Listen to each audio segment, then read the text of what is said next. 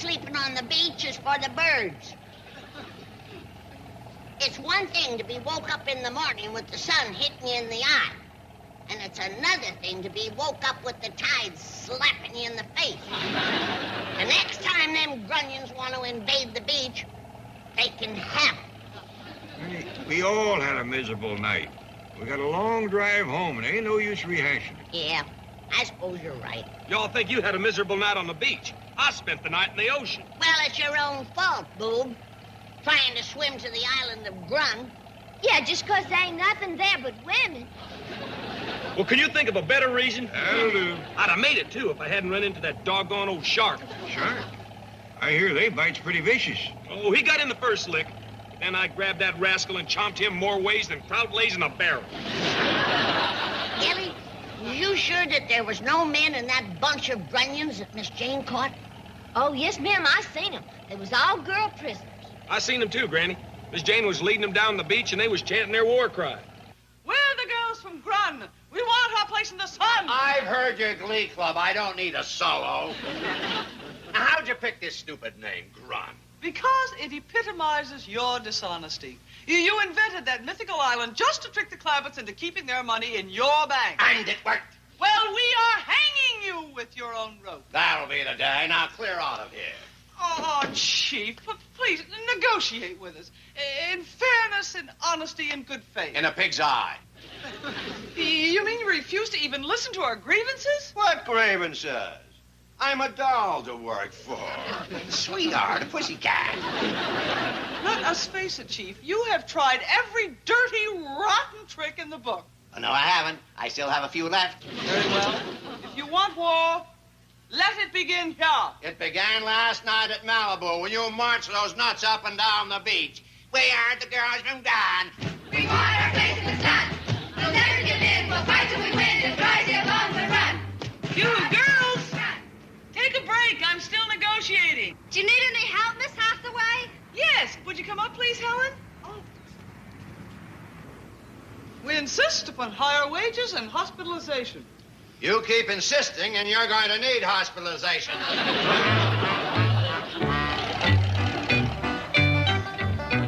Look at all them girl grunions. This is just as good as swimming to the island of Grun. Who's that? Looks like a goon squad. Drysdale must have hired strike breakers. Howdy, ma'am. Remember me? Slip near me. The drummer. Hey, she's talking to me in Grun again. You were right. It's a goon squad. And the head goon just got Ula. Put me down. What are you doing, boy? Uncle Jed, this is the girl from Grun you maybe turned loose last night. Well, turn her loose again. Oh, please let me keep her. Put her down. Gee whiz. How would you like a karate chop? Swell. I'm starving. Get back on the truck and behave yourself. But she's gonna fade me. Do as I tell you. Doggone, I never get to do nothing. I'm sorry about the boy. I'd like to say he ain't himself today, but I'm afraid he is. Are you people goons? No, we is the Clampetts. I'm Jed. The boy here is Jethro, Granny, Ellie Mae. Hi. Howdy, Grun girls. Y'all still prisoners? I'll say we are. And this bank is our prison. Well, we seen you walking around out here this morning. Was you doing your exercises? I'm afraid that's about all it'll amount to. Now, let's not get too pessimistic. Maybe Miss Hathaway will get better conditions for us. Miss Jane has shook up your cause, has she? Yes, bless her heart. She's trying the best she can to see that we get decent treatment. That sure does sound like Miss Jane. Yes, but she won't get anywhere with old Drysdale. Oh, so he's the one that's keeping you in prison here in his bank. Who else? And he ain't treating you right, is he? He's treating us rotten. Well, girls, you tell Miss Jane that when conditions get too bad, she's welcome to fetch you all up to our place. We got lots of room. And it's a good, safe place. It's got a great big wall around it. And if you come, fetch along some of them karate chops. We'll tell Miss Hathaway. Goodbye. Goodbye.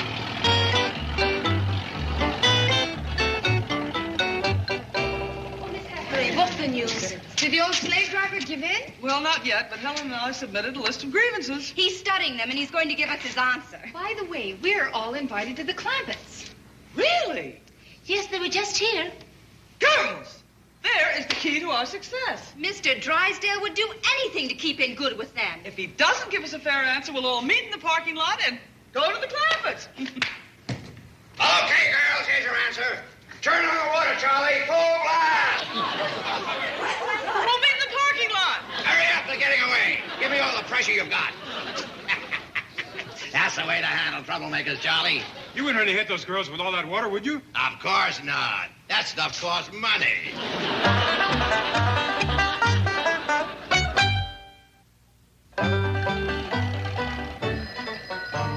I think I hear the phone ringing. Jethro, you unload the truck and stop arguing with the women folks about them Grun girls. I still say it's wrong for Mr. Drysdale to keep them prisoners in his bank. Granny, they's from Grun. They's the enemy. Well, he must treat them mean, or Miss Jane wouldn't be taking their side. He probably locks them up in the vault It makes them tote around bags of money. and wash and iron dirty dollar bills It makes them lift them big old heavy mortgages. and shine nickels and dimes with silver polish. Well, I wish they was here so they could help me unload the truck and fry up a pan of them karate chops. Shame on you. You're as bad as Mr. Drysdale. But, Granny, they's prisoners of war. But they still girls and supposed to be treated nice. 'Cause why? Because they are gentle and delicate creatures. Says who? Says me. Phone call was from... How can you lay there taking a nap while the women folks unload the truck? Uncle Jed. Get up from there, boy. You ought to be ashamed of yourself. Oh, What's the matter with your back? my gentle, delicate girl cousin locked her broke it. He provoked her, Jed. That's right, Pa. Well, anyway, that was Miss Jane on the phone. She's fixing to bring them Grun girls over here. Good. Now they won't have to stay in the clutches of that mean old Mr. Drysdale. Yeah. Well, you can't fault them too much. After all, they was prisoners of war. Oh, watch it, Uncle Jed. You'd like to get your head handed to you. Jethro, take the truck around back and unload it.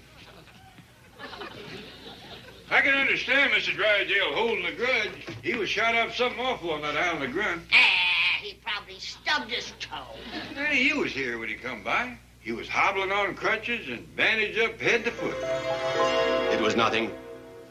I took a few sniper bullets going in, stopped a burst from a machine gun nest, caught an 88 in the chest, but I kept going. It wasn't until I stepped on the landmine that I blacked out and came to in a Navy hut. Gee whiz, he was hurt awful bad. Man is crybabies, Ellie. You get blowed up like that, you's entitled to whimper a mite. Well, he had no business going to Grun in the first place. Hey, the man was in the Navy. He was ordered to go. Whose side are you on, Jed? Trying to see both sides. Well, you ain't doing a very good job of it. Well, let's not go to scrapping twixt ourselves. We'll talk it all out quick as Miss Jane gets here with the Grun girl. Put the girls into the truck. Get up! Step up! Where'd you get this I saw? We borrowed it from the women's lib movement. And we've added a few touches of our own. We call it our Grunmobile. Well, get out of here! All right, girls, we tried. On to the Clampetts. Hold it! Where, what? Who? The Clampetts invited us to use their mansion as our headquarters. And they shall hear the full story of your tyranny and cruelty. Hello, me? I'm an old softy. I'm a softy with that whip in your hand. Whip? Oh, that's not a whip. That's a leash for my dog. Rover, come boy. Here's your leash. Oh, please, Miss Hathaway. Bring these lovely ladies up to my office and we can talk. We're through talking. That's right. We are through. Well, then we'll sing. We'll sing. We're the girls from Grun. We want our place in the sun. I hold the Dario, and Drysdale's on the run. Kind of cute. It's a catchy little tune, don't you think? Well, girls, shall we give him another chance? No. Don't trust him. Down with the male chauvinist pig. Oh, come on, girls. Give the old piggy another chance. Please, let's talk. What'll we talk about? Raises, bonuses, vacation with pay, health and welfare, pension and profit sharing, you name it, and we'll discuss it. Equal opportunities with men? Equal pay for equal jobs? Equal? Why not better? Well, girls, maybe we should give him another chance. I guess so. Why not? Oh, that's better, that's better. Now, everybody Open up my office. 3 donuts and coffee out of the house. Through these portals past the most beautiful girls in the banking world. Oh, dolls, sweetheart, lovely. And when you get there, make yourself at home. I'll be just a moment. Golly. When they're all in my office, lock the door and shut off the phone.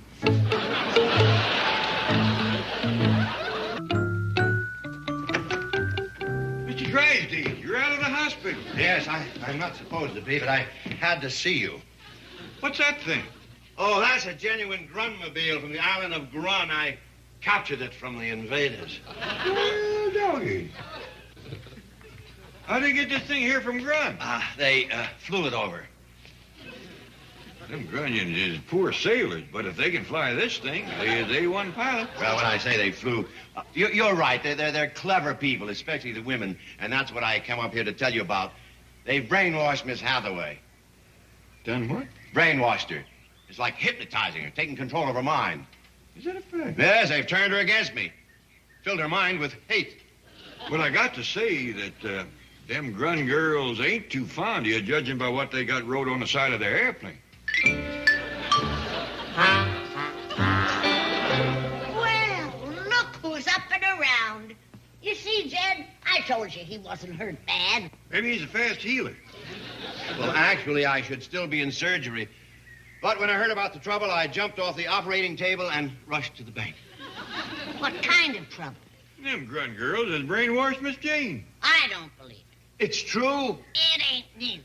If ever a girl didn't have a dirty brain, it's her. Howdy, Mr. Drysdale. Hello, Ellie. What's this thing, Paul? Ellie, that's what you call a genuine Grunmobile from the island of Grun. I'll go fetch Jethro. I bet he'd like to see this. Is Miss Jane and the Grun girls in there? No, they're at the bank. I suppose you've got 'em locked in the vault. No, I didn't think of it. What? No, I wouldn't think of it. Granny, come look here at this. Land sakes, Ellie. He treats them poor girls worse than we thought. Mr. Drysdale, you hadn't ought to step on her secretary. That's just a caricature. It don't make no difference what she does. What? You hadn't stomped on her neck and hit her with a whip. Mr. Drysdale, girls is gentle, delicate creatures. Ha! Yeah, they ought to be treated nice. Baloney. What did you say? I said baloney. Ellie, don't fling him. He's pert near my age. Let me fling him.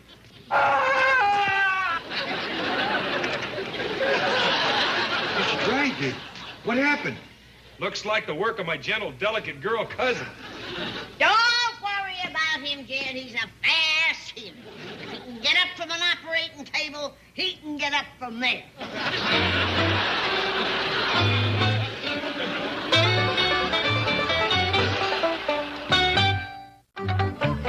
Sorry, girls. The door is still locked.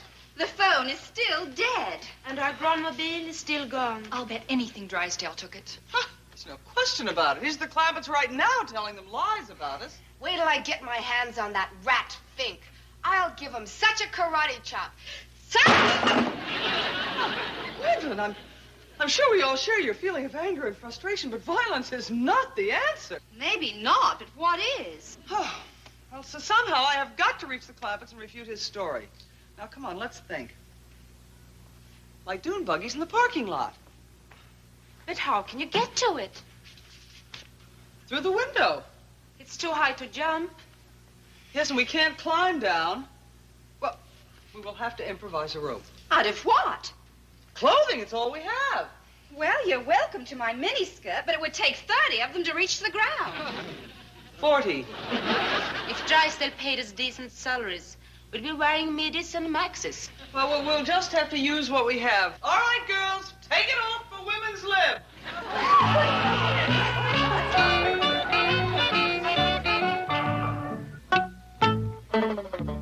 How do you feel, Mr. Drysdale? Oh, a little better. I still have a terrific headache. Well, maybe it's a soft pillow. Is that better? No. Well, let's try this. Now, how do you feel? terrible. Well, now, don't you worry. I got just the thing for you. This'll perk you up. Now, open your mouth and swallow this. I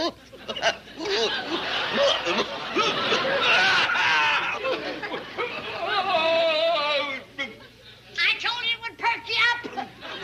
What was that stuff? It tasted like turpentine. That's what it was. What? Water! Water! Water!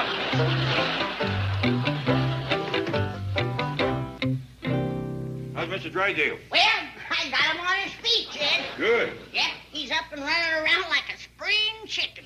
Miss Jane and the girls from Grun ain't showed up yet. You know, I'm getting worried about them prisoners, Jed. Old Drysdale's probably got them chained up in a dungeon. I don't hardly think so. Well, I'm going down to the bank and see for myself.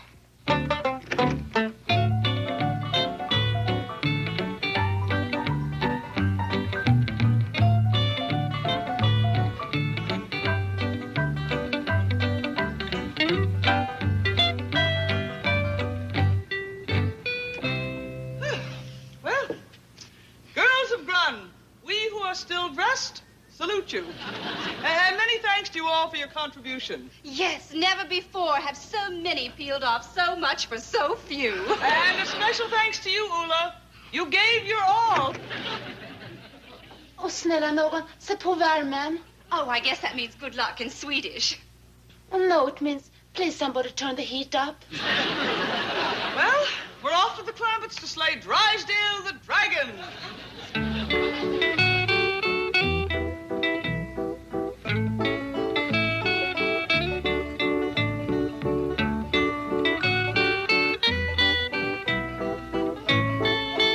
We shall return.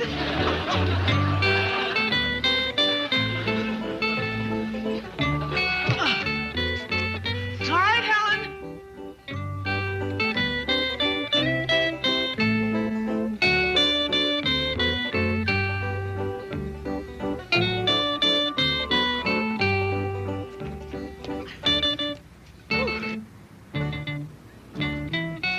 Thank you, ladies and gentlemen, for your kind attention. Be sure to catch our next show when my partner here will dive 14 stories into a cup of tepid tea.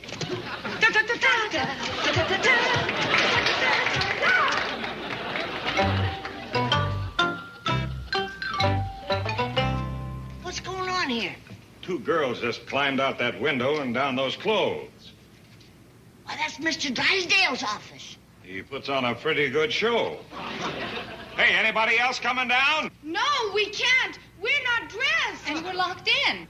I knowed it. Hang on, girls. Help is a-coming.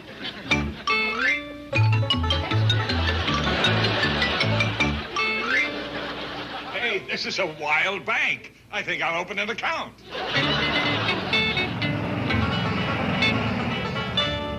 There's our Grunmobile. He's still here. We've got him trapped, Helen. Gird yourself for battle. I'm awful sorry Miss Jane didn't get here with them Grun girls. I was hoping to hear both sides of the story. There's only one side.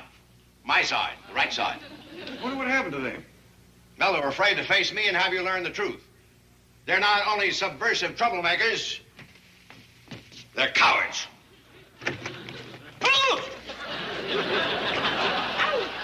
Keep open this door. Sounds like they're here. They are. Run for your life. They're dangerous. You said it was cowards. They are. But it's 2 against 1. Now, you're going to get what's coming to you, you miserable fink. Don't you dare talk to Mr. Clampett like that. I'll protect you, sir. Oh, Mr. Clampett, we welcome the opportunity to have you hear the truth. Yes. Don't listen to them. They'll brainwash you. Let me hear their side of the story. It's nothing but a subversive pack of lies. They're trying to undermine the American way of life. All we're trying to do is to get you to pay us decent wages. And give us decent working conditions. You see, I told you they were subversive. See, she attacked a wounded veteran. They're vicious, vicious. Mr. Drysdale, will you please let me hear what these girls have to say? Thank you, Mr. Clampett. Now, first of all, What's going on here? Well, Granny, I'm trying to get both sides of the Grun situation. Mr. Drysdale ain't making it easy. I suggest we eject him from the premises. good idea. Now, hold on, girls. I'm a doctor.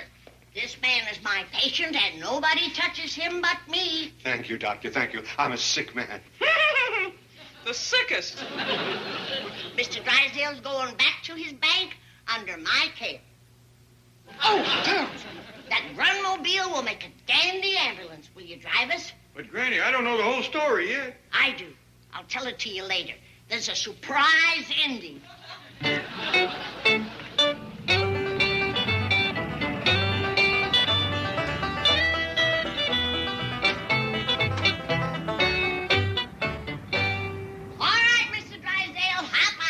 No! Come on.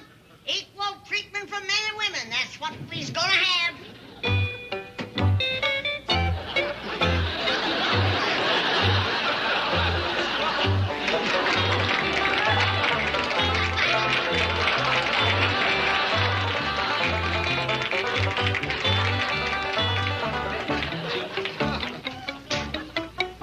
Who was that? That's the president of this bank. I think I'll close my account.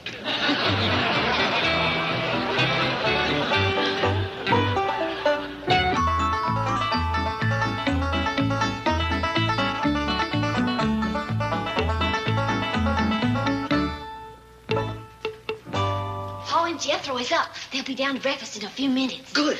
Let's get our signs and commence picketing for the women's lib. Oh, Bessie, I pretty near forgot your sign. Here you are. Ellie, them girls at the bank didn't say nothing about apes lib. Well, Betsy's a girl. Never mind, I hear the men are coming. What's going on? Read the sign. Yeah. Free women? Hot dog. I'll take a couple. Where is that? What's this all about? Us women who have suffered for centuries of Discrimination and subservience. yeah. And we hereby demand equality and proclaim Our independence from the domination of men. right. Where'd you hear that speech? Oh, the girl down at the bank learned it to us. But it's what's in the minds and hearts of women everywhere. We got to have our freedom. Could we talk about this after breakfast? That coffee smells awful good. Would you like me to pour it for you? Well, yeah, thanks.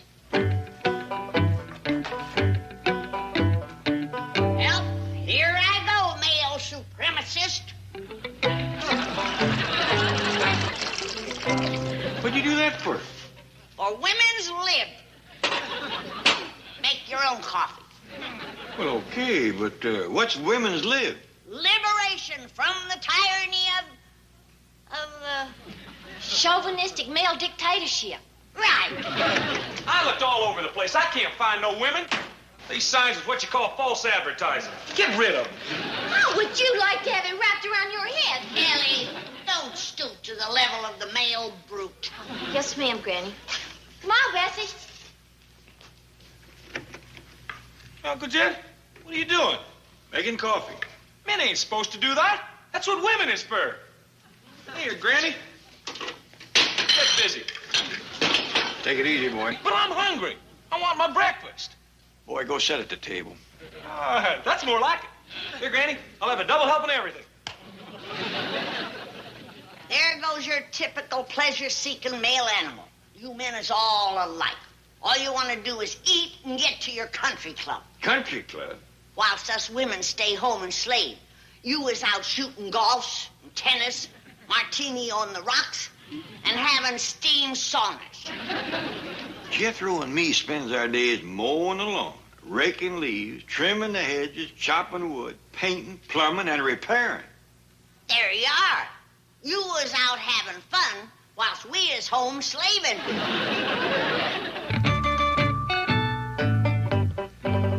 Oh, no, not again. Good morning, male supremacist. Good morning, oppressor of women. Good morning, chauvinist pig. Does this heap belong to one of you? Yes, it's mine. Well, all of you hop in it, get out of here, or I'll repossess it. It's all paid for. It's mine, free and clear. And we have a permit to picket here. And as soon as the rest of the girls arrive, we will picket this bank from one end to the other. That is what you think.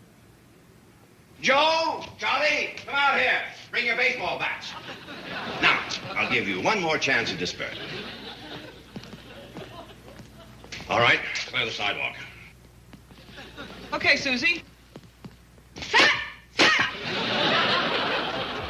Gentlemen, would you care to try for broken arm? Are you Husky Guards afraid of three girls? No, just one of them. That's Susie.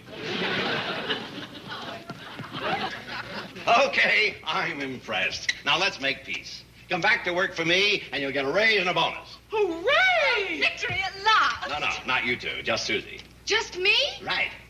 Forget these losers and work for me. You'll have a combination job as my secretary and bodyguard. You'll have a great deal just signed right here on the dotted line.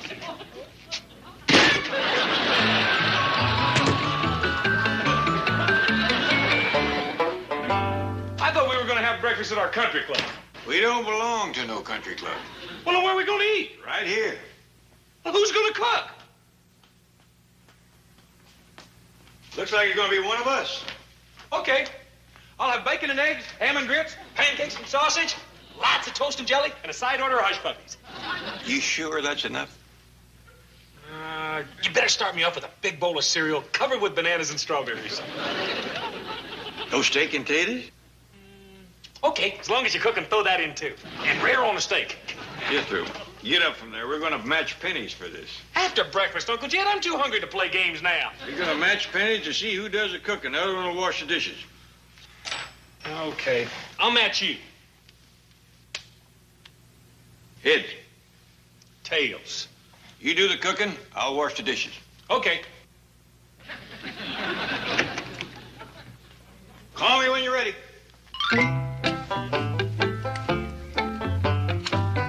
I'm ready for you, Uncle Jed. What all did you cook? Everything that was in the icebox. Ham hocks, a couple dozen eggs, side of bacon, grits, and I even warmed up the leftover pot roast and taters.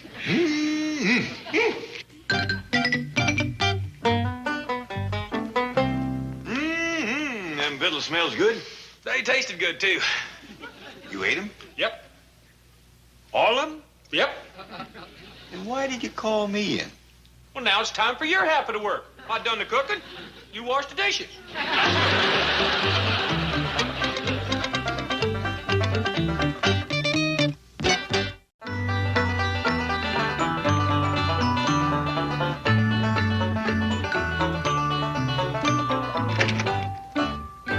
Look, Granny, Pa's home. You and Jethro must have sneaked in the back way. I reckon so. Ladies, can we talk for a minute? What about? Women's lib. Is you for it or agin it? I'm for it. Now, can we talk? No use talking.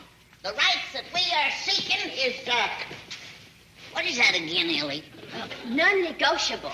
That means we gotta get 'em. You got it. You giving in, Pa? Absolutely. You surrenders? Unconditional. You admit that women's as good as men? Better. Does that mean that you, what is that again, Ellie? Capitulates. Yeah. Does you do that? Whatever that means, I does it. Well, Ellie, I reckon that means we has won. Good. My hands is blistered from toting his sign. Mine, too. Well, what do you say we celebrate by fetching up one of them great big hickory smoked hams out of the root cellar and frying us up a mess of it? That sounds good. Yeah, this picketing gives me an appetite.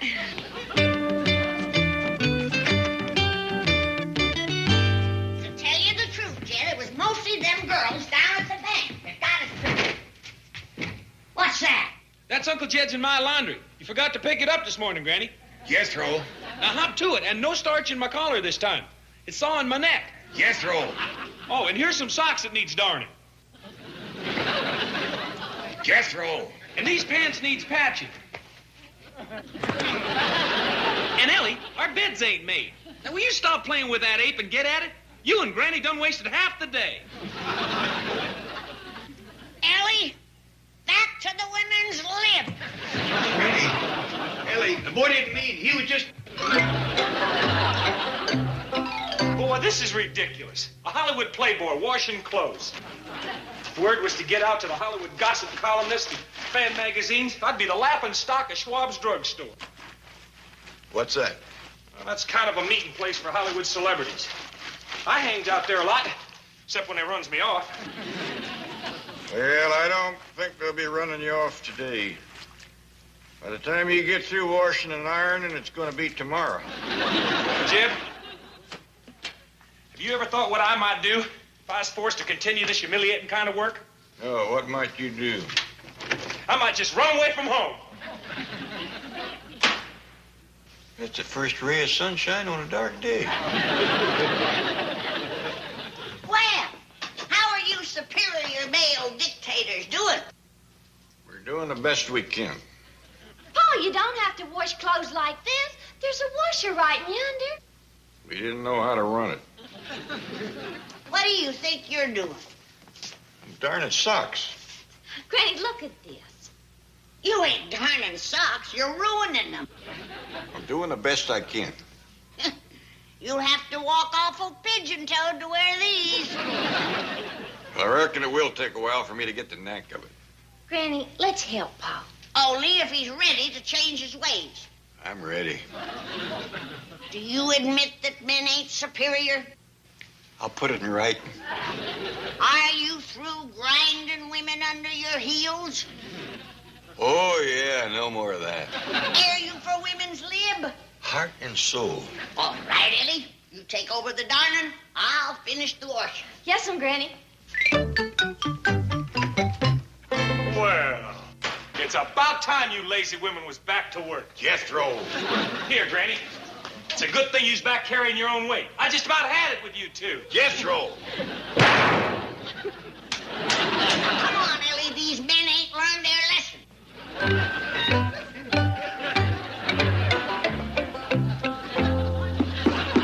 Jethro. Sure got dark all of a sudden, Uncle Jeff. Hey, where's Granny and Ellie? They got mad and left again. Well, what did you do to upset them this time? Welcome to the picket line, girls. Soon be joined by twice our number. Girls, I would like to introduce my combination secretary and bodyguard, Bonsai Sakito. Now, I'm asking you once more to hop into that pile of junk and leave. We refuse. And my car is not a pile of junk. Bonsai, show the young lady that she is wrong.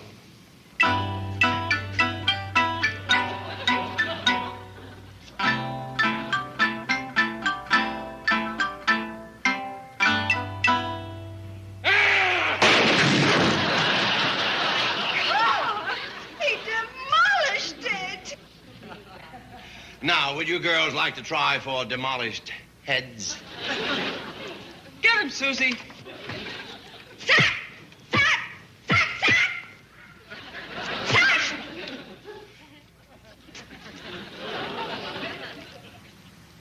Onna ro kaiho undo wa yaburemashita.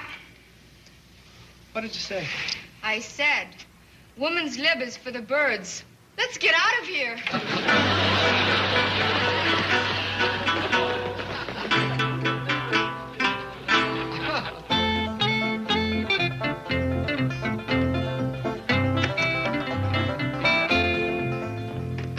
No sign of the ambulance yet?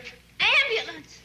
Who needs an ambulance? Oh, Jethro hurt himself. Well, I'm a doctor. Why didn't you call me? Well, you got more important things, Granny. This women's lib movement. Nonsense. My own kith and kin is hurt. How'd it happen? Well, he was scrubbing the floor, and he slipped in some suds and whopped his head, something awful. There he lays, Doctor. Oh, that poor boy. Here, Ellie, quick. Mop up the rest of those suds so nobody else will slip and fall. I'll take care of this poor unconscious. The trick worked, Uncle Jed. Look at old Ellie Mae mop that floor. Jethro. And Granny, there's lots of clothes that needs ironing. And then commence fixing victuals, because I'm hungry. Jethro.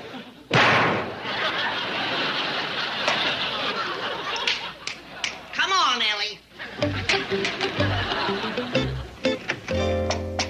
Jethro. It got dark again. Hey, where's Granny and Ellie? They got mad and left. Oh, don't tell me. Yeah, I upset him again. You know something? I ain't too happy with you. Really? Well, I'm tickled pink with you.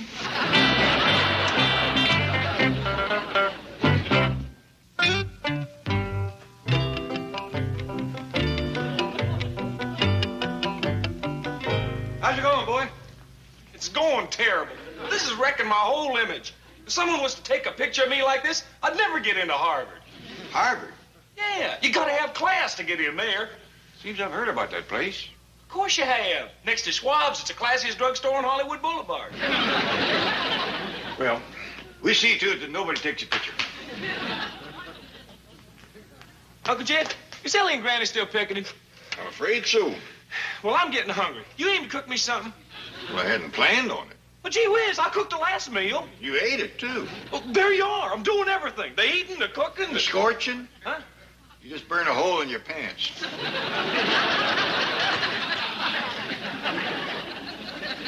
You was wrong, Uncle Jed. Good. They's your pants. Tell me, boy, have you given any more thought to running away? If one more thing goes wrong around here, I might. Name it. Well, Mr. Drysdale, this is Jed Clampett. Tell me, is them girls at your bank still picketing for women's lib? No, sir. I put a stop to that foolishness. They are? Granny and Ellie? Well, leave them to me, Mr. Clampett. I've learned how to handle militant women. Yes, I'll take over from here. Bye. Banzai, we've got another rebellion to put down.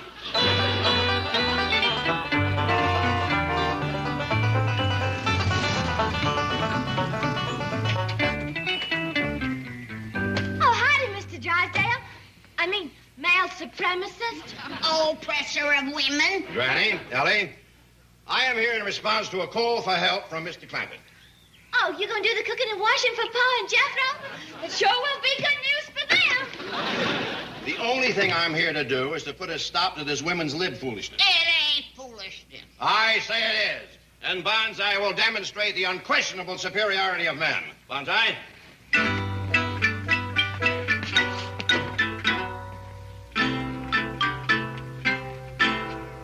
Who's that goomer? This is the #1 karate fighter in the entire world.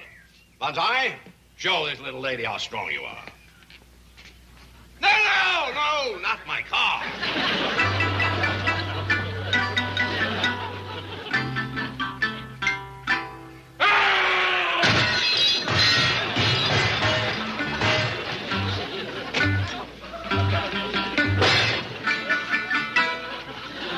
Granny, what do you think of that? I think he hadn't ought to done it.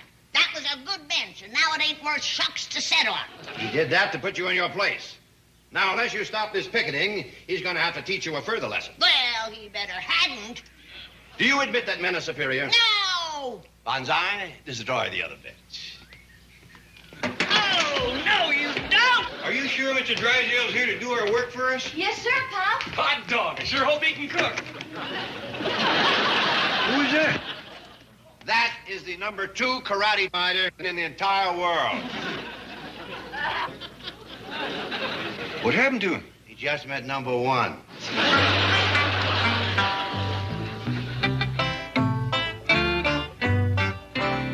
Where you all going? We is leaving home. Any chance you taking Jethro with you? No. We's moving into Miss Jane's apartment with her. Don't do that. There's plenty of room here. Not since you and Mr. Drysdale fetched in that big bully to beat us up. Some bully, you like to kill him.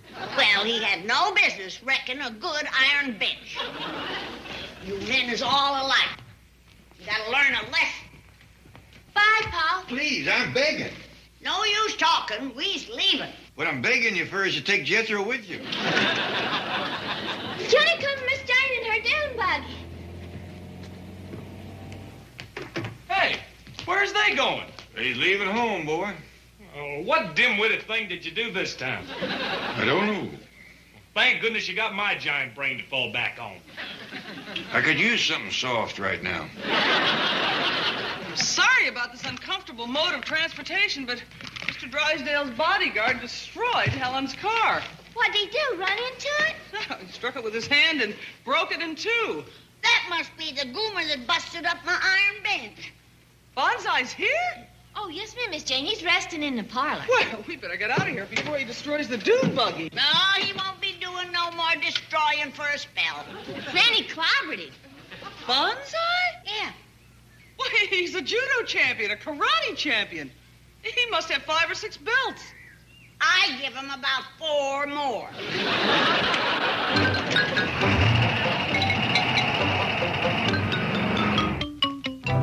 Uncle Jed, this here is one example of how my giant brain operates. I have done come up with an idea that does away with ironing.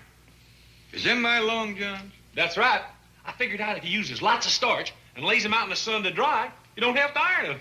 How am I supposed to get into these? Uncle Jed, you're just going to have to do some thinking for yourself. Oh, yeah, that's right. Wouldn't be fair to let you carry the whole load. I also come up with an idea that does away with cooking. How's that one work? You do it. I'm sorry, Bonsai. I've got to get back to the bank. I'll talk to you later. How's Mr. Bonsai feeling? Very humiliated. Granny sure whooped the tar out of him. Shh, please. He already feels that he's lost a lot of face. Well, as I recollect, that ain't just a great big loss.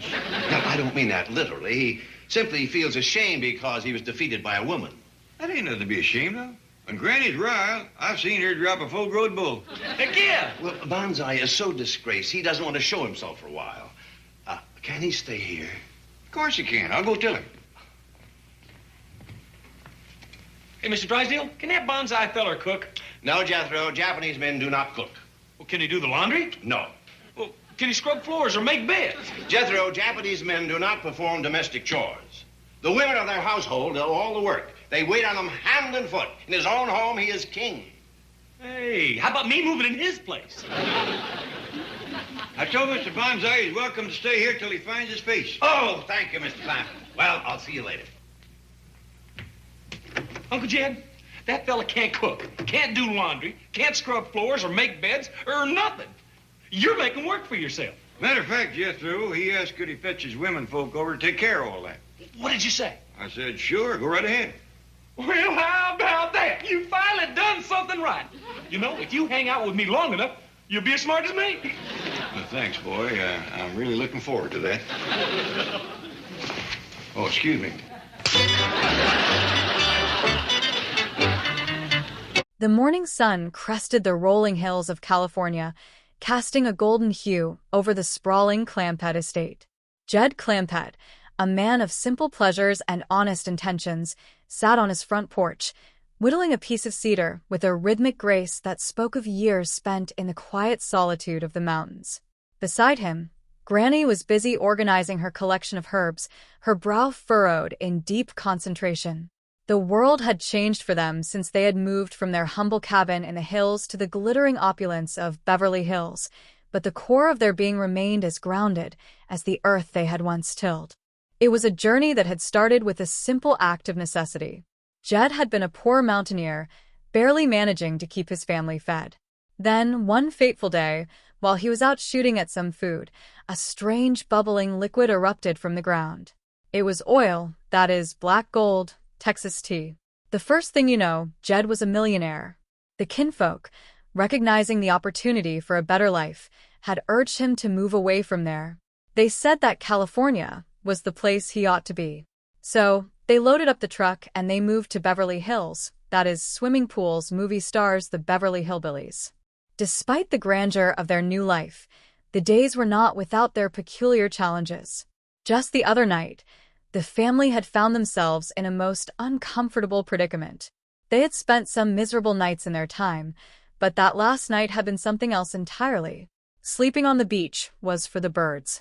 It was one thing to be awakened in the morning with the sun hitting you in the eye, and it was quite another to be awakened with the tides slapping you in the face. The next time those grunions wanted to invade the beach, they could have it. They had all endured a miserable night, and with a long drive home ahead of them, there was no use in rehashing the details. Jethro, ever the enthusiastic youth, piped up from the edge of the porch, his face still bearing the look of a man who had seen the bottom of the ocean. "Y'all think you had a miserable night on the beach," he declared. "I spent the night in the ocean. It was your own fault, boob, for trying to swim to the island of Grun, Granny retorted, not looking up from her herbs. Yeah, just 'cause there is nothing there but women, Jethro defended, a wistful look crossing his face. Well, can you think of a better reason? He added. I do not know, Jed replied, his voice calm and measured. I would have made it too, if I had not run into that doggone old shark. A shark? Miss Jane Hathaway, who had arrived in a flurry of nervous energy, looked aghast. I hear they bite pretty vicious. Oh, he got in the first lick, Jethro boasted, puffing out his chest. Then I grabbed that rascal and chomped him more ways than kraut lays in a barrel. Miss Jane, ignoring the absurdity of the claim, turned her attention to the matter at hand. The tension regarding the bank and the women from the island of Grun had reached a boiling point. She had been leading a group of them down the beach, and they had been chanting their war cry, demanding their place in the sun. Kelly, were you sure that there were no men in that bunch of grunions that Miss Jane caught? Granny asked, her voice sharp with suspicion. Oh, yes, Ma, I seen them, Kelly replied, clutching her notepad tightly. They were all girl prisoners. I seen them too, Granny, Jethro added. Miss Jane had been leading them down the beach, and they were chanting their war cry. We're the girls from Grun. We want our place in the sun. I have heard your glee club, Granny remarked dryly. I do not need a solo. The conversation shifted to the mastermind behind the conflict, the banker, Mr. Drysdale. Now, how did you pick this stupid name, Grun? Miss Jane asked, her voice trembling slightly. Because it epitomizes your dishonesty, the chief, a man of ruthless ambition, replied. You invented that mythical island just to trick the Clabbards into keeping their money in your bank. And it worked. Well, we are hanging you with your own rope, Miss Jane retorted. That will be the day, the chief sneered. Now, clear out of here. Oh, chief, please, negotiate with us, Miss Jane pleaded. In fairness, in honesty, in good faith. In a pig's eye, the chief barked. You mean you refuse to even listen to our grievances? Miss Jane asked, her disbelief evident. What grievances? I am a doll to work for, the chief insisted.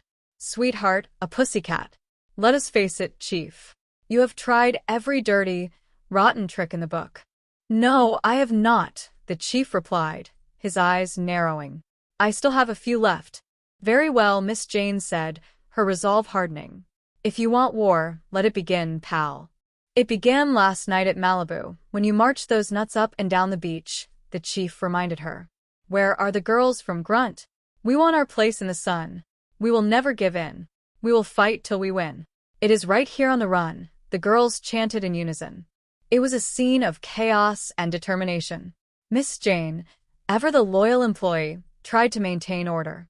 You girls, take a break. I am still negotiating. Do you need any help, Miss Hathaway? A young woman named Helen asked, stepping forward. Yes, would you come up, please, Helen? Miss Jane requested. We insist upon higher wages and hospitalization. You keep insisting, and you're going to need hospitalization, the chief shouted. Look at all them girl gruncheons, Jethro marveled, pointing towards the gathering crowd. This is just as good as swimming to the Isle of the Grun. Who is that? Looks like a goon squad, Jed observed, his eyes scanning the horizon. Drysdale must have hired strikebreakers. Howdy, ma'am. Remember me? One of the goons asked, approaching a woman from the group. Hey, she is talking to me in Grun again, the woman exclaimed. You were right, Jed whispered to his family. It is a goon squad. And the head goon just got hula. Put me down. Put me down. The woman cried as she was lifted off the ground. What are you doing, boy? Jed asked, turning to Jethro. Look, Jed, this is a girl from Grun you made me turn loose last night, Jethro explained. Well, turn her loose again, Jed commanded. Oh, please let me keep her, Jethro begged. Put her down, Jed repeated, his voice firm. Gee whiz, Jethro lamented. How would you like a karate chop? Swell, the woman replied, her eyes brightening. I am starving. Get back on the truck and behave yourself, Jed ordered Jethro. But she is going to feed me, Jethro protested. Do as I tell you, Jed said, brooking no further argument. Oh, girl, I never get to do nothing, Jethro grumbled. I am sorry about the boy. Jed apologized to the woman. I would like to say he is not himself today, but I am afraid he is. Are you people goons? The woman asked, looking at the clampets. No, he is a clown, Jed replied, pointing to Jethro. I am Jed. The boy here is Jethro, Rennie, Ellie Mae. Hi, Ellie Mae said with a friendly wave.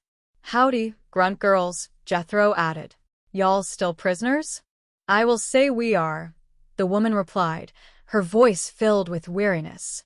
And this bank is our prison. Well, we seen you walking around out here this morning, Jed said, his curiosity piqued. Was you doing your exercises? I am afraid that is about all it will amount to, the woman sighed. Now, let us not get too pessimistic, Jed encouraged. Maybe Miss Hathaway will get better conditions for us. Miss Jane has shook up your cause, has she? Granny interjected. Yes, bless her heart, the woman replied. She is trying the best she can to see that we get decent treatment. That's sure to sound like Miss Jane, Jed agreed. Yes, but she will not get anywhere with old Drysdale, the woman admitted. Oh, so he is the one that is keeping you in prison here in his bank, Jed reasoned. Who else? The woman asked. And he is not treating you right, is he? He is treating us rotten, the woman replied. Well, girls, you tell Miss Jane that when conditions get too bad, she is welcome to fetch you all up to our place, Jed offered with a warm smile. We got lots of room. And it is a good, safe place. It has got a great big wall around it. And if you come, fetch along some of them karate chops. We will tell Miss Hathaway, the woman promised. Goodbye. Goodbye, Jed replied. Oh, Miss Hathaway, what is the news? The woman asked as she returned to Miss Jane. Did the old slave driver give in? Well, not yet, but Helen and I submitted a list of grievances, Miss Jane explained. He is studying them, and he is going to give us his answer. By the way, we are all invited to the clampets. Really? The woman asked, her eyes widening. Yes, they were just here, Miss Jane confirmed. Girls, there is the key to our success. Mr. Drysdale would do anything to keep in good with them. If he does not give us a fair answer, we will all meet in the parking lot and go to the clampets. Okay, girls, here is your answer, Mr. Drysdale declared, stepping out of his office. Turn on the water, Charlie full blast. We will meet in the parking lot. Hurry up, they're getting away. Give me all the pressure you have got, Mr. Drysdale ordered his henchman. That is the way to handle troublemakers, Charlie. You would not hurt to hit those girls with all that water, would you? Charlie asked, a flicker of conscience crossing his face. Of course not, Mr. Drysdale lied. That stuff costs money. I think I hear the phone ringing, Jed said, turning away from the commotion. Jethro, you unload the truck and stop arguing with the women folks about them grunge girls. I still say it is wrong for Mr. Drysdale to keep prisoners in his bank, Jethro insisted. Granny, they is from grunge. They is the enemy. Well, he must treat them mean, or Miss Jane would not be taking their side, Granny reasoned. He probably would not. He probably locks them up in the vault and makes them tote around bags of money, and wash and iron dirty dollar bills, and makes them lift them big old heavy mortgages, and shine nickels and dimes with silver polish. Well, I wish they was here so they could help me unload the truck and fry up a pan of them karate chops. I am on you, Jethro agreed. You are as bad as Mr. Drysdale. But, Granny, they's prisoners of war, Jethro continued. But they're still girls and supposed to be treated nice, Granny insisted. Because why? Jethro asked.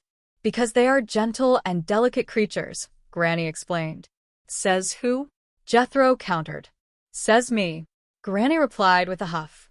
Phone call with. How can you lay there taking a nap while the women folks unload the truck? Jed asked, looking at Jethro. Uncle Jed. Get up from there, boy. You ought to be ashamed of yourself. Oh, what is the matter with your back? Jethro asked, clutching his own. My gentle, delicate girl cousin locked her broken, Jed explained. He provoked her, Jed, Granny added.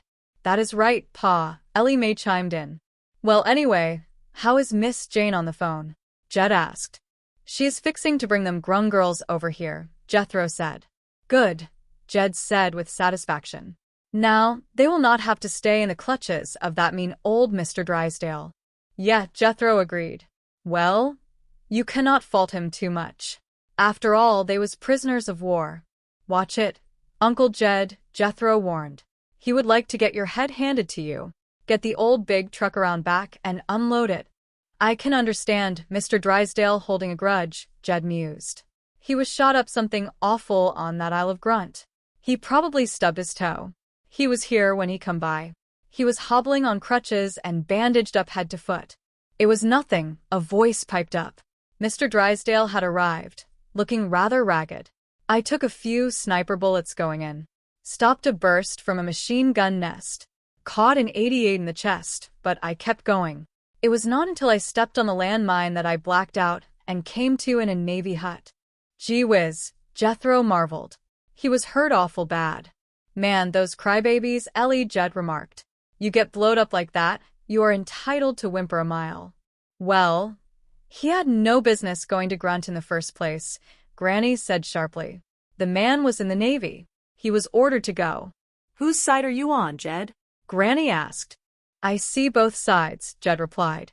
Well, he ain't doing a very good job of it, Granny muttered. Well, let us not go to scrapping twixt ourselves, Jed said. We will talk it all out quick as Miss Jane gets here with the Grunt girl. Put the girls into the truck, Miss Jane ordered. Get out and stay off it. Where did you get this lice off? We bought it from the women's lib room, one of the girls replied. And we have added a few touches of our own. We call it our Grand Mobile. Get out of here, Mr. Drysdale shouted. All right, girls, we tried. Miss Jane sighed. On to the clampets. Hold it, Mr. Drysdale shouted. Wait a minute. Who? Miss Jane asked. The Clampets invited us to use their mansion as our headquarters, Mr. Drysdale claimed. And they should hear the full story of your tyranny and cruelty. Cruelty? I am an old softy, Miss Jane replied. You are a softy with that whip in your hand, Mr. Drysdale accused. Whip? Oh, that is not a whip, Miss Jane clarified. That is a leash for my dog. Rover, come boy. Here is your leash. Oh, please, Miss Hathaway, Mr. Drysdale pleaded. Bring these lovely ladies up to my office and we can talk. We are through talking, Miss Jane said. That is right, one of the girls agreed. Well, then, we will sing, Miss Jane announced. We will sing. Mr. Drysdale sighed. Where are the girls from Grun? We want our place in the sun. I hold the Dario. And Drysel's on the run. Kind of cute, Mr. Drysdale remarked. It is a catchy little tune, I think. Well, girls, shall we give him another chance?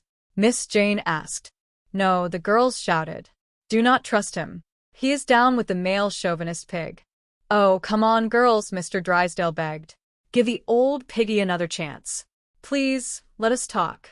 What will we talk about? Miss Jane asked.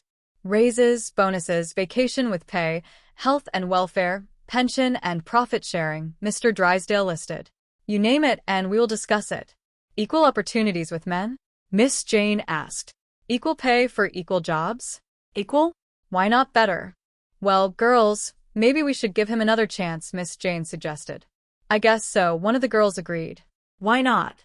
Oh, that is better. That is better, Mr. Drysdale said, his voice dripping with false sincerity. Now, everyone at my office. 3 donuts and coffee on the house. Through these portals pass the most beautiful girls in the banging world. Oh, dolls, sweetheart, lovely. Now, when you get there, make yourself at home. I will be just a moment. Dolly. Now, when they're all in my office, lock the door and shut off the phone. Mr. Grady, you are out of the hospital, Mr. Drysdale said, turning to a man who had just entered. Yes, I am not supposed to be, but I had to see you, Mr. Grady replied. What is that thing? Mr. Drysdale asked. Oh, that is a genuine Grunmobile from the island of Grun, Mr. Grady explained. I captured it from the invaders. Oh, Dolly. How did they get this thing here from Grun? Mr. Drysdale asked. They flew it over, Mr. Grady replied. Them Grunions is poor sailors, but if they can fly this thing, they one pilot. Well, when I say they flew, you are right. They are clever people, especially the women, and that is what I came up here to tell you about. They brainwashed Miss Hathaway. Done what? Mr. Drysdale asked. Brainwashed her. Mr. Grady repeated. It is like hypnotizing her, taking control of her mind. Is that a fact? Mr. Drysdale asked. Yes, they have turned her against me, Mr. Grady confirmed. Filled her mind with hate. Well, I gotta say that, them Grun girls ain't too fond here judging by what they got wrote on the side of their airplane, Mr. Drysdale observed. Well, look who is up and around, Mr. Drysdale said, noticing someone else. You see, Jed, I told you he was not hurt bad. Maybe he is a fast healer. Well, actually, I should still be in surgery, but when I heard about the trouble, I jumped off the operating table and rushed to the bank, Mr. Grady explained. What kind of trouble? Jed asked. Them Grun girls and brainwashed Miss Jane, Mr. Grady replied. I do not believe it, Jed said. It is true, Mr. Grady insisted. It is not new, Jed said. If ever a girl did not have a dirty little brain, it is her. Howdy, Mr. Drysdale, Ellie Mae said, skipping into the room. Hello, Ellie, Mr. Drysdale greeted her. What is this thing, Pa? Ellie Mae asked. Ellie, that is what you call a genuine Grunmobile from the island of Grun, Jed explained. I will go fetch Jethro. I bet he would like to see this. Is Miss Jane and the Grun girls in there? Ellie Mae asked. No, they are at the bank, Mr. Drysdale replied. I suppose you have got them locked in the vault, Ellie Mae said. No, I did not think of it, Mr. Drysdale admitted. What? No, I would not think of it. Granny, come look here at this, Ellie Mae called out. Land's sakes, Ellie, Granny said, peering at the vehicle. He treats them poor girls worse than we thought. Mr. Drysdale, you had not ought to step on a secretary, Jed said sternly. That is just a caricature. It does not make no difference what she does. What? Mr. Drysdale asked, confused. You had not have stomped on her neck and hit her with a whip, Jed said. Mr. Drysdale, girls is gentle, delicate creatures. Huh, Mr. Drysdale laughed. Yeah, they ought to be treated nice, Jed insisted. Baloney, Mr. Drysdale said. What did you say? Jed asked. I said baloney, Mr. Drysdale repeated. Ellie, do not fling him, Granny said. He is pert near my age. Let me fling him. Mr. Drysdale, what happened? Jethro asked, looking at the scene. Looks like the work of my gentle, delicate girl cousin, Jed observed. Do not worry about him, Jed, Granny said. He is a fast hitter. If he can get up from an operating table, he can get up from there. Sorry, girls, the door is still locked, Miss Jane said to the girls. The phone is still dead. And our Grand Mobile is still gone. I will bet anything Drysdale took it. Ha, there is no question about it, one of the girls agreed. He is the clamp that is right now telling them lies about us. Wait till I get my hands on that rat Fink. I will give him such a karate chop. Such a. Oh, Gwendolyn, I am sure we all share your feeling of anger and frustration, but violence is not the answer. Maybe not, but what is? Gwendolyn asked. Well, so somehow I've got to reach the Clampets and refute his story, Miss Jane said. Now, come on, let us think. My dune buggy is in the parking lot. But how can you get to it? Through the window. It is too high to jump. Yes, and we cannot climb down. Well, we will have to improvise a rope. Out of what? Gwendolyn asked. Clothing. It is all we have, Miss Jane replied.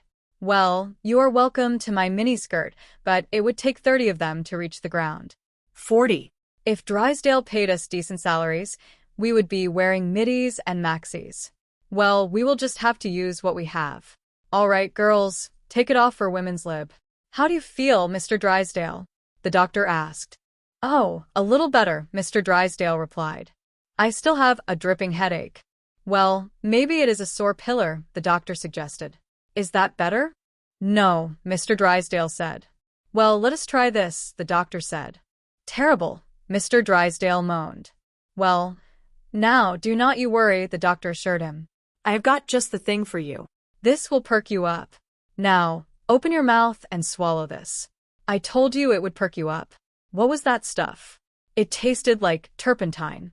That is what it was. What? Water. Water. Water. How is Mr. Drysdale?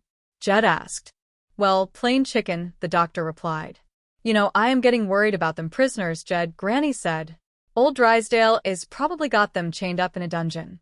I do not hardly think so, Jed said. Well, I am going down to the bank and see for myself, Granny declared. Well, those of you who are still dressed, I salute you, Miss Jane said to the girls. And many thanks to you all for your contribution. Yes, never before have so many peeled off so much for so few. And a special thanks to you, Ola. You gave your all. Oh, I guess that means good luck in Swedish, Ola said. No, it means, please, somebody turn the heat up, Miss Jane explained. Well, good luck. Well, we are off to the Clabbards to slay Drysdale the dragon. We shall return. It is all right, Helen. It is all right. Thank you, ladies and gentlemen, for your kind attention. Be sure to catch our next show when my partner here will dive 14 stories into a cup of tepid tea. Stop. What is going on here? A security guard shouted. 2 girls just climbed out that window and down those clothes. Why, that is Mr. Drysdale's office. He puts on a pretty good show, the guard remarked. Hey, anybody else coming down? No, we cannot, Miss Jane replied. We are not dressed. And we're locked in. I knowed it, the guard said. Hang on, girls. Help is coming. Hey, this is a wild bank. I think I will open an account. There is our Grunmobile. He is still here. We have got him trapped, Helen. Guard yourself for battle. I am awful sorry Miss Jean did not get here with them Grun girls, Judd said. I was hoping to hear both sides of the story. There is only one side, Mr. Drysdale insisted. My side. The right side. Wonder what happened to them, Judd wondered. Well, they were afraid to face me and have you learn the truth, Mr. Drysdale explained. They are not only subversive troublemakers. They are cowards. Move. Open this door, a voice shouted. Sounds like they are here, Mr. Drysdale said. They are. Run for your life. They are dangerous. Said he was a coward, Judd observed. They are. 2 against 1. Now you are going to get what is coming to you, you miserable fink. Do not you dare talk to Mr. Clabbert like that, Mr. Drysdale warned. I will protect you, sir. Mr. Clabbert, we welcome the opportunity to have you hear the truth. Yes. Do not listen to them. They will brainwash you. Let me hear their side of the story, Jed said firmly. It is nothing but a subversive pack of lies, Mr. Drysdale argued. They are trying to undermine the American way of life. All we are trying to do is to get you to pay us decent wages, Miss Jane explained. And give us decent working conditions. You see, I told you they were subversive, Mr. Drysdale shouted. See, she attacked a wounded veteran. They are vicious, vicious. Mr. Drysdale, will you please let me hear what these girls have to say? Jed requested. Thank you, Mr. Clabbert, Miss Jane said. Now, first of all, what is going on here? Well, Granny, I am trying to get both sides of the Grun situation, Jed explained. Mr. Drysdale ain't making it easy. I suggest we eject him from the premises. Good idea, Granny agreed. Now hold on, girls, the doctor said. I am a doctor. This man is my patient and nobody touches him but me. Thank you, doctor, Mr. Drysdale said. Thank you. I am a sick man. The sickest. Mr. Drysdale's going back to his bank under my care, the doctor declared. Oh, that Run Mobile will make a dandy ambulance, Jethro noted. Will you drive us? But, Granny, I do not know the whole story yet, Jed said. I do, Granny replied. I will tell it to you later. There is a surprise ending. All right, Mr. Drysdale, hop out. No, Mr. Drysdale protested. Come on, Jed encouraged. Equal treatment for men and women. That is what we is going to have. Who was that? Mr. Drysdale asked. That is the president of this bank, Jed explained. I think I will close my account. Well, now it is time to say goodbye to Jed and all his kin, a narrator announced. They would like to thank you folks for kindly dropping in. You are all invited back next week to this locality to have a help in of their hospitality. Hillbilly, that is. Set us back. Take your shoes off. I will come back now. This has been a Filmways presentation. As the sun began to set, casting long shadows across the mansion, the Clampets felt a sense of peace settle over them. The chaos of the day, with its disagreements and misunderstandings, had been tempered by their unwavering belief in fairness and their innate kindness. They had navigated the complexities of their new life, standing by their principles and offering a helping hand to those who needed it most. For Jed, Life in Beverly Hills was not just about the wealth or the prestige. It was about keeping the family together and ensuring that they stayed true to their roots. As they prepared for the evening, the air was filled with the promise of more adventures, more laughter, and the quiet satisfaction of knowing that they were doing their best in a world that, despite all its differences, still valued the warmth of a good heart and the honesty of a simple life. And so, the tale of the Clampetts continued, a testament to the enduring power of family and the simple, profound joy of living life on one's own terms, with grace, humor, and an unshakable sense of integrity. The story of a man named Jed Clampett, a humble mountaineer from the hills, is a tale as old as the mountains themselves. Jed lived a simple existence, barely managing to keep his family fed with his modest hunting and gathering. Life was quiet, harsh, and filled with the rhythms of nature. Then, one day, while Jed was out in the woods shooting at some food, his bullet struck the ground in a peculiar spot. Instead of dirt flying, up through the earth came a thick, bubbling, dark substance. It was oil, commonly known as black gold or Texas tea. The discovery transformed their lives overnight. The first thing one knew, Jed was a millionaire, a man of immense fortune. His kinfolk, ever practical, told him that he could not stay in those hills anymore. They insisted that California was the place they ought to be. So, with spirits high and hearts filled with uncertainty, they loaded up the old truck and moved to Beverly. Beverly Hills, that is, a place defined by swimming pools and movie stars. They became the Beverly Hillbillies, fish out of water, navigating a world of glitz and glamour with their simple, honest hearts. One night, the group found themselves in a rather precarious situation. Having spent some miserable nights in their time, the previous night had been particularly trying. One could argue that sleeping on the beach is a pursuit only for the birds.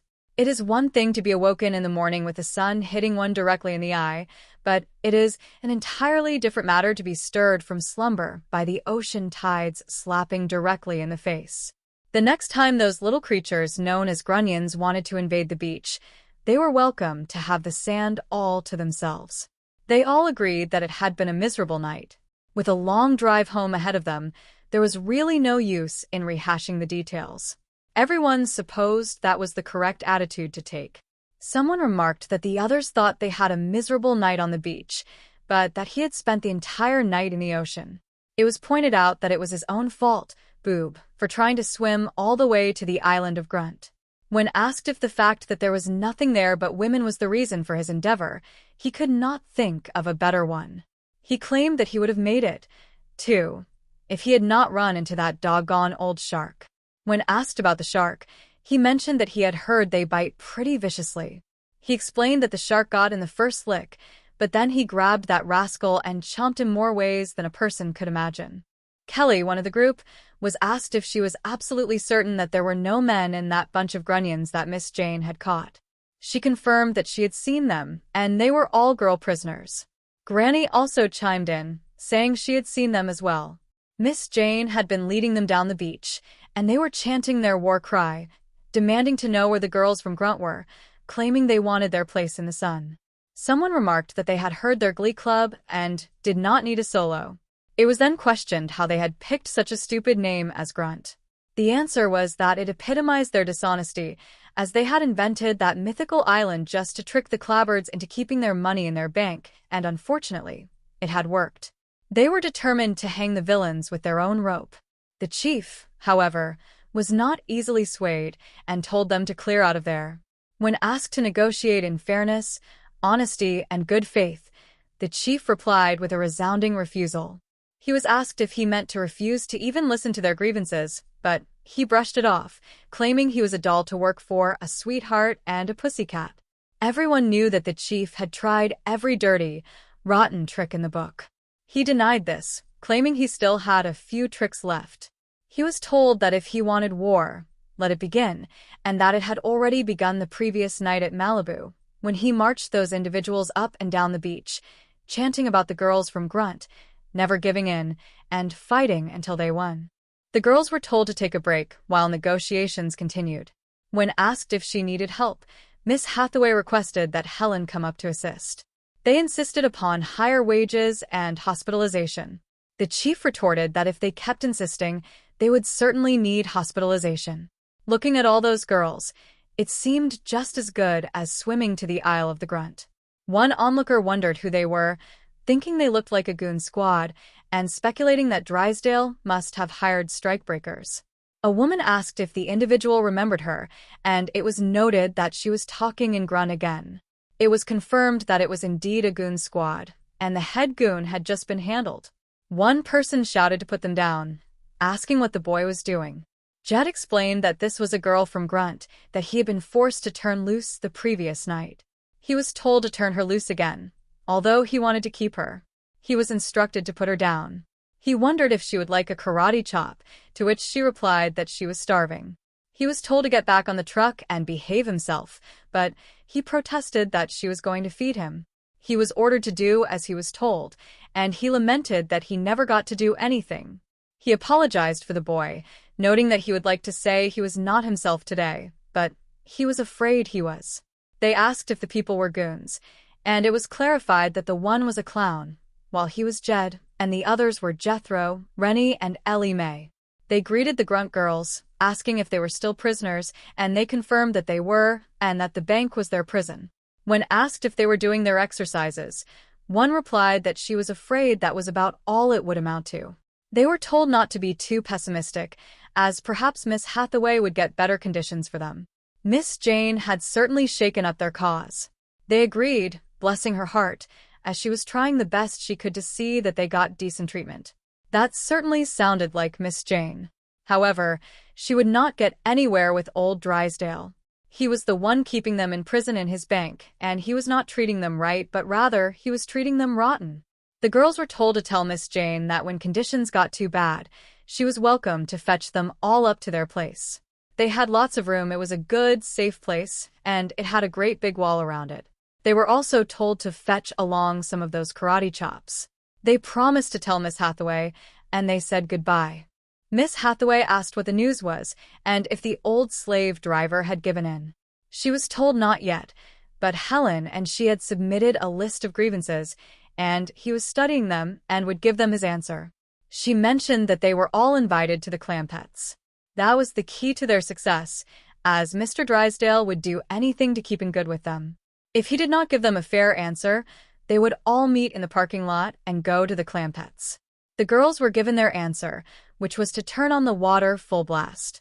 They met in the parking lot, and someone shouted to hurry up because they were getting away. The command was given to use all the pressure available. That was the way to handle troublemakers, though one wondered if they would really hit those girls with all that water. Of course not, because that stuff costs money. Jed thought he heard the phone ringing and told Jethro to unload the truck and stop arguing with the women folk about those Grunt girls. Jethro still felt it was wrong for Mr. Drysdale to keep prisoners in his bank, but Granny noted that they were from Grunt and were the enemy. She felt that he must treat them mean, or Miss Jane would not be taking their side. He probably locked them up in the vault, made them tote around bags of money, wash and iron dirty dollar bills, lift those big old heavy mortgages, and shine nickels and dimes with silver polish. He wished they were there, so they could help unload the truck and fry up a pan of those karate chops. Granny said she was on his side, and that he was as bad as Mr. Drysdale, but Jethro maintained they were prisoners of war. Granny countered that they were still girls and were supposed to be treated nice, because they were gentle and delicate creatures. When asked who said that, she replied that she did. How could he lay there taking a nap while the women folk unloaded the truck? Uncle Jed told him to get up, as he ought to be ashamed of himself. Jethro complained about his back, saying his gentle, delicate girl cousin had broken it. She had provoked her, Jed noted. He asked how Miss Jane was on the phone, and was told she was fixing to bring those Grunt girls over there. That was good, because now they would not have to stay in the clutches of that mean old Mr. Drysdale. He said that one could not fault him too much, because they were prisoners of war. He was warned to watch it, or he would get his head handed to him. He was told to get the big truck around back and unload it. He expressed that he could understand Mr. Drysdale holding a grudge, as he was shot up something awful on that Isle of Grunt. He probably had just stubbed his toe, though. He had been there when he came by, hobbling on crutches and bandaged up from head to foot. It was nothing, he had claimed, as he had taken a few sniper bullets going in, stopped a burst from a machine gun nest, and caught an 88 in the chest, but he kept going. It was not until he stepped on the landmine that he blacked out and came to in a Navy hut. It was acknowledged that he had been hurt awful bad, and one remarked that those were crybabies. If one got blown up like that, they were entitled to whimper a mile. However, he had no business going to Grun in the first place, as the man was in the Navy and was ordered to go. Whose side was he on? Jed asked. He said he saw both sides. Well, he was not doing a very good job of it. They decided not to go to scrapping amongst themselves and would talk it all out as soon as Miss Jane arrived with the Grunt girl. They put the girls into the truck, telling them to get out and stay off it. They asked where they had gotten that lice, and were told they had bought it from the women's lib room and had added a few touches of their own, calling it their Grand Mobile. They were told to get out of there. They had tried, and now they were heading on to the Clampets. They were told to hold it, and wait a minute. Who? The Clampets had invited them to use their mansion as their headquarters, and they should hear the full story of his tyranny and cruelty. He protested, claiming he was an old softy. He was called a softy with that whip in his hand. He denied it was a whip, saying it was a lease for his dog, Rover, and asked him to come boy. Here was his lease. Miss Hathaway was asked to bring those lovely ladies up to his office so they could talk. They were through talking. That was right. Well, then they would sing. They sang about the girls from Grunt, wanting their place in the sun, and about how Drysdale was on the run. It was kind of cute and a catchy little tune. They asked the girls if they should give him another chance. No, do not trust him. He was down with the male chauvinist pig. Oh, come on, girls, give the old piggy another chance. Please let us talk. What would they talk about? Raises, bonuses, vacation with pay, health and welfare, pension and profit sharing. They could name it, and they would discuss it. Equal opportunities with men? Equal pay for equal jobs? Equal? Why not better? Well, girls, maybe they should give him another chance. They guess so, why not? Oh, that was better, that was better. Now, everyone up to his office. 3 donuts and coffee on the house. Through those portals passed the most beautiful girls in the banking world. Oh, dolls, sweetheart, lovely. Now, when they got there, they should make themselves at home, and he would be just a moment. Oh, Dolly. Now, when they were all in his office, he told them to lock the door and shut off the phone. Mr. Grady had returned from the hospital. Yes, he was not supposed to be, but he had to see him. What was that thing? Oh, that was a genuine Grunmobile from the island of Grun. He had captured it from the invaders. Oh, Dolly. How did they get that thing there from Grun? They had flown it over. Those Grunions were poor sailors, but if they could fly that thing, they were one pilot. Well, when he said they flew, he was right. They were clever people, especially the women, and that was what he had come up there to tell him about. They had brainwashed Miss Hathaway. Done what? Brainwashed her. It was like hypnotizing her, taking control of her mind. Was that a fact? Yes, they had turned her against him, filled her mind with hate. Well, he had to say that those Grun girls were not too fond of him, judging by what they had written on the side of their airplane. Well, look who was up and around. He saw Jed. He had told him he was not hurt bad. Maybe he was a fast healer. Well, actually, he should still be in surgery, but when he had heard about the trouble, he had jumped off the operating table and rushed to the bank. What kind of trouble?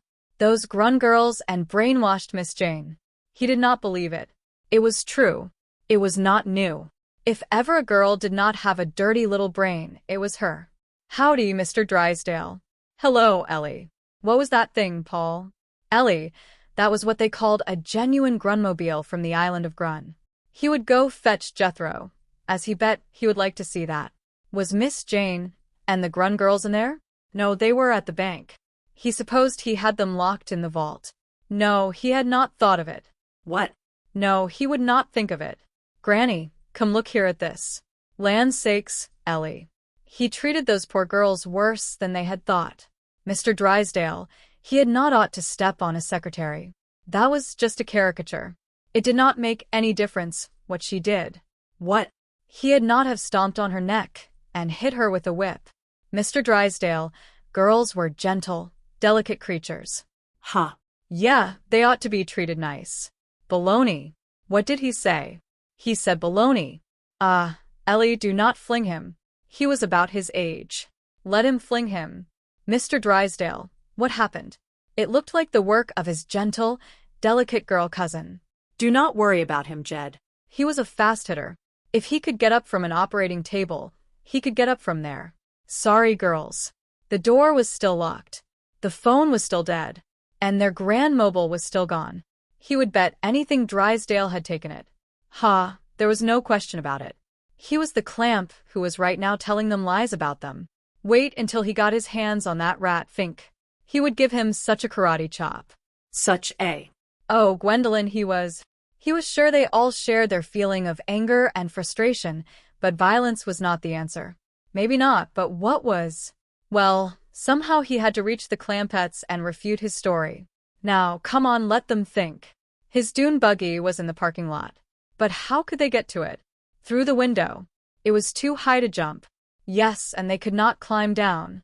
Well, they would have to improvise a rope. Out of what? Clothing, it was all they had. Well, they were welcome to his miniskirt, but it would take 30 of them to reach the ground. 40, if Drysdale paid them decent salaries, they would be wearing middies and maxis. Well, they would just have to use what they had. All right, girls, take it off for women's lib. How did he feel, Mr. Drysdale? Oh, a little better. He still had a dripping headache. Well, maybe it was a sore pillar. Was that better? No. Well, let them try this. Terrible. Well, now, do not worry. He had just the thing for him. That would perk him up. Now, open his mouth and swallow that. He had told him it would perk him up. What was that stuff? It tasted like turpentine. That was what it was. What? Water. Water. Water. How was Mr. Drysdale? Well, plain chicken. He knew he was getting worried about those prisoners, Jed. Old Drysdale had probably had them chained up in a dungeon. He did not hardly think so. Well, he was going down to the bank and see for himself. Well, those of them who were still dressed saluted them. And many thanks to them all for their contribution. Yes, never before had so many peeled off so much for so few. And a special thanks to them, Ola. They had given their all. Oh, he guessed that meant good luck in Swedish. No, it meant please somebody turn the heat up. Well, good luck. Well,